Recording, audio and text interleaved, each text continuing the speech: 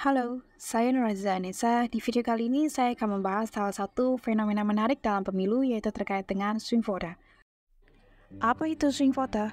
Jadi swing voter itu sekelompok pemilih yang pada pemilu sebelumnya mendukung partai atau pasangan calon A, namun pada pemilu berikutnya itu mereka berubah pikiran malah mendukung atau memilih pasangan calon B.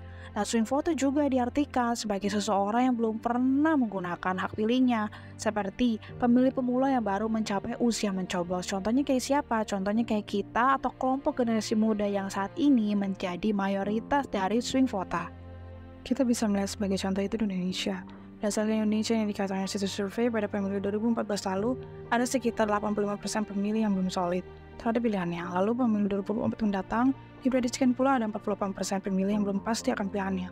Kita kalau lihat Indonesia ini, swing voter sudah ada sejak pemilu 1959, di mana saat itu pilihan-pilihan rakyat itu dalam partai terlihat sangat jelas.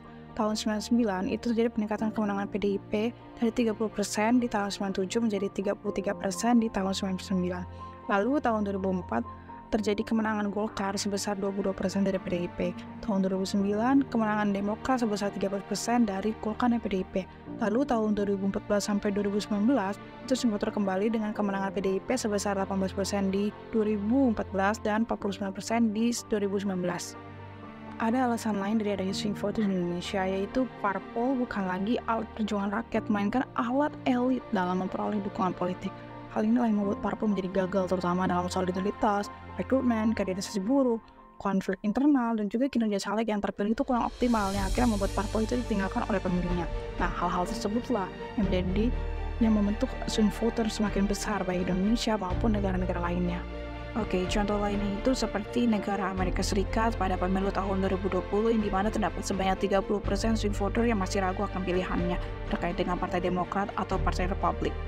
Nah, 30% ini terbagi menjadi 3 bagian. Di sini kita bisa lihat 13% punya rencana buat pilih Partai Demokrat, 9% punya rencana buat pilih Partai Republik, dan 8% masih belum berencana sama sekali.